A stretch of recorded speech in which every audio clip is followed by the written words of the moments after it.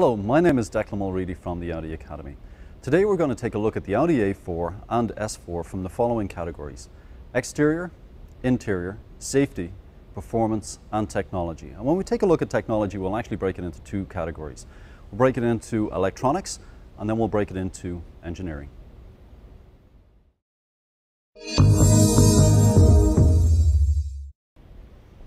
Taking a look at the Audi A4 S4 from a design point of view, this car has all the traditional Audi cues. When we start at the side of the car, you'll see that the car has a very high shoulder line, and this gives the car a muscular stance on the road. The next thing you'll notice is the way the roof leans inwards, and the benefit of this is, from an aerodynamic point of view, it makes the car very efficient, but it also gives the car a more aggressive stance on the road. The next line I'd like to show you is this line right here, and this line is called the dynamic line. Now on the A4 S4 models, it's quite aggressive, but at the same time, it's not too aggressive. As we move towards the front of the car, you will see all the traditional Audi cues. We have the single frame grille, we have the headlights that have built-in LEDs, which are available on some models, standard on others, xenon headlights, and of course, we have the lower grilles here as well.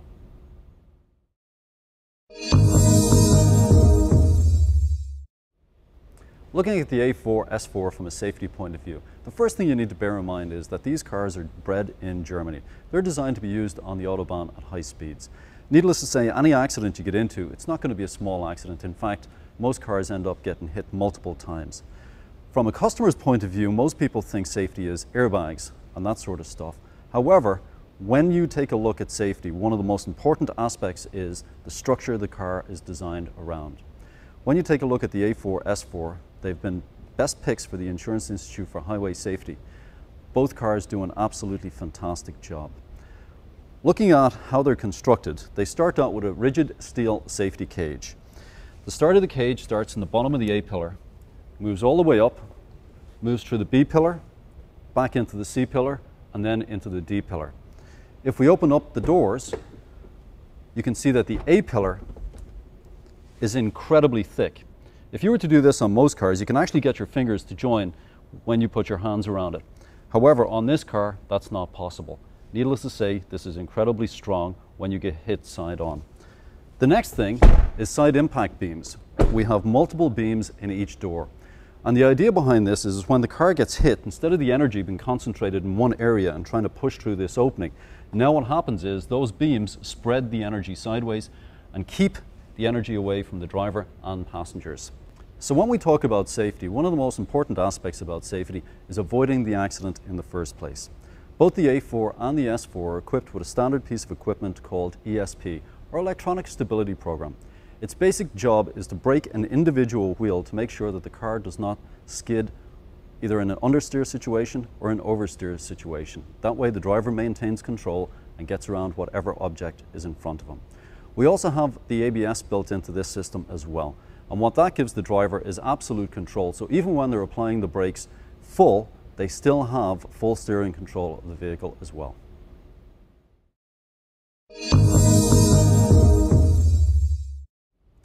From a performance point of view, the A4 comes with a 211 horsepower, 4-cylinder TFSI motor. This engine produces 258 pound-feet of torque at an incredibly low 1500 RPM. And what that means in plain English is basically as soon as you put your foot on the gas, you've got the engine's maximum torque pushing you. So needless to say, you've got great acceleration. But one of the other benefits that goes with this is fantastic fuel mileage. When we get to the S4, we have a 333 horsepower, 3-litre V6. That engine produces 325 pound-feet of torque at a very low 2900 RPM. And again, what this gives you is that incredible push in the back as you put your foot on the accelerator. One of the other great benefits of the S4 is, considering its performance level, it also gets very good gas mileage. Now, depending on which engine you get, in the case of the 2.0, you get a 6-speed manual or you get a 6-speed Tiptronic. In the case of the S4, you get a 6-speed manual or you get the 7-speed S-tronic transmission. This transmission is one of the fastest shifting transmissions in the world. It is actually a full manual gearbox. However, we've done away with the clutch and we've given you the option of shifting by yourself either with paddles or using the gear lever. When we talk about performance, there's no point in having incredible horsepower and torque to get you going if you don't have the suspension and brakes to help slow you down and also enjoy the corners. So why don't we jump in and take a look at that. The suspension on both the A4 and the S4 is a very advanced 5-link suspension system, and that's what we have on the front end. The benefit of this is that it gives you a perfectly flat contact patch with the road at all times. I know this seems kind of odd talking about this, but other cars in the class use a McPherson strut arrangement, and that does not give you that benefit. One of the other things that we have built into the suspension design on the A4, both for the front and the rear, is what we call anti-dive and anti-squat suspension. What that means is when you put your foot on the brakes, instead of the car doing this, the car hunkers down like this.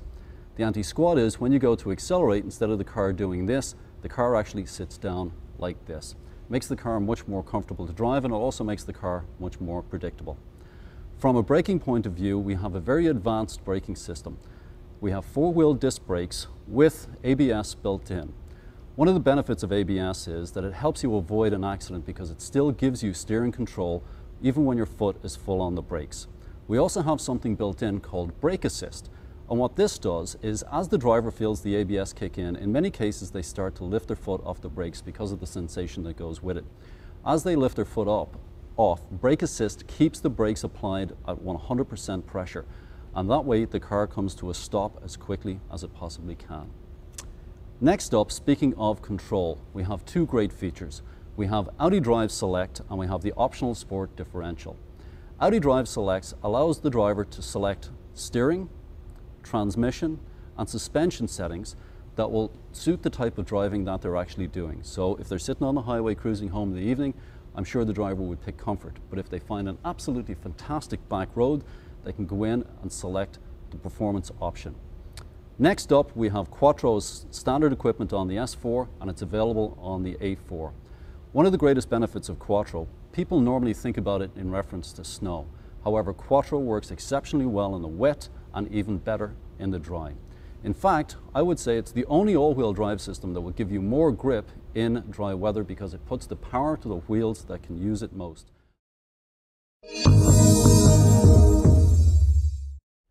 Looking at the interior in the Audi A4 and S4 models, it's a very comfortable place to be. The first thing you're going to notice when you look around is the attention to detail in here, and that's something Audi is very definitely known for. Everything you look at has got a wonderful feel to it. Everything you see from a fit and finish point of view looks fantastic, and the materials, needless to say, are also top-notch as well. Looking at the ergonomics in here, the standard seat is actually very comfortable. Then you can upgrade to the S-Line, which has a more aggressive seat. Needless to say, when you get the S4, the seats are even more aggressive again. But when I say aggressive, they're wonderful for driving down a backcountry road, but they're also very comfortable to be in too. The steering wheel is a 3-spoke steering wheel, which is offered in all models. Very comfortable. It actually has indentations for your thumbs, so from a performance driving point of view, feels great. The instrumentation is very simple, very clear, very easy to read, but also very well designed and has a good look to it. Looking at the MMI display and looking at the dashboard, all very logical and very, very easy to use. In fact, this year, when you order the navigation system, the car now comes with HD radio as well. In fact, all models are coming with HD radio for 2011. We also have the moonroof, which is a fantastic option for this car. If you want to let your hair down, open the sunroof and it'll get blown around for you. We also have the onboard trip computer, which will let you know distance to empty, miles traveled, and how long you've been in the car as well.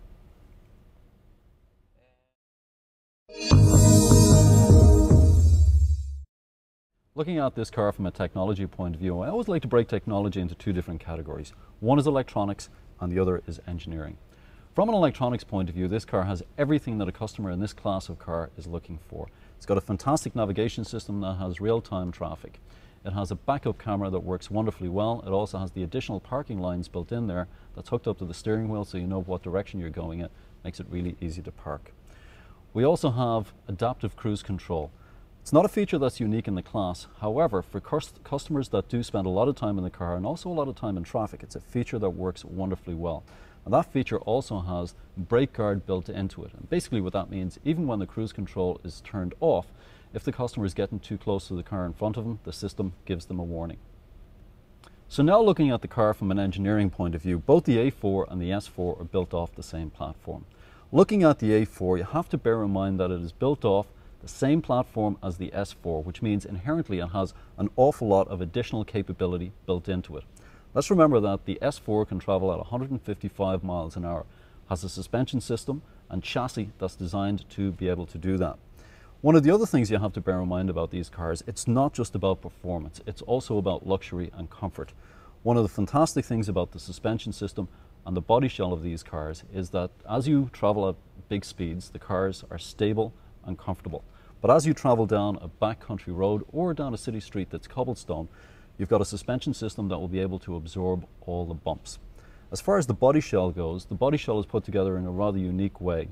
In many parts of the car we use something called laser seam welding. And basically what it is an invisible seam all the way along, example, the roof line and the door shuts, that has one solid weld. Makes the car incredibly rigid.